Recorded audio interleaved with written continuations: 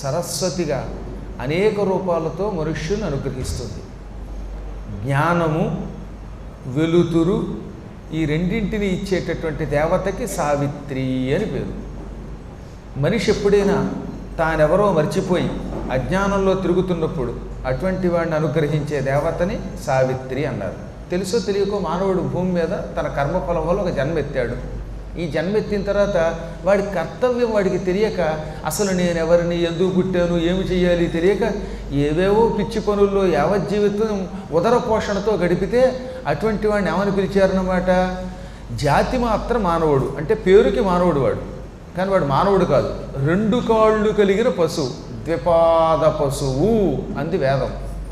ఇటువంటి వాడికి వారి పిచ్చివాడా, ఊరికే పుట్టడం, పెరగడం, ఉద్యోగం చేయడం, డబ్బు సంపాదించడం, తినడం, తిన్న వెంటనే పడుకోవడం, ఇవి కాదురా నువ్వు చేయవలసిన పని, ఇవి పశువులు చేస్తాయి, నువ్వు చేస్తున్నావు. కానీ నీలో జ్ఞానం అని ఒక జ్యోతి ఉంది, ఆ జ్యోతిని వెలిగించుకో, నీలో ఉన్న పరమాత్మని దర్శించు అని ఒక గొప్ప జ్ఞానాన్ని, చైతన్యాన్ని అందించేందుకోసం పరమాత్ముడు ఒక దేవతని అందించాడు. ఆ దేవతే సావిత్రి. ఆ సావిత్రి ఉపాసన వల్ల జీవికి తానెవడో తెలుస్తుంది, అజ్ఞానం తొలగుతుంది, లోపల ఉన్నటువంటి వెలుతురు బయటకు వస్తుంది. అటువంటి ఆ దేవతకి, అంటే మనిషికి జ్ఞానం ప్రసాదించే దేవతకి సావిత్రి అని పేరు. ఆ సావిత్రి దేవతని ఎలా ఉపాసించాలో దేవీ భాగవతంలో అద్భుతంగా వర్ణించారు.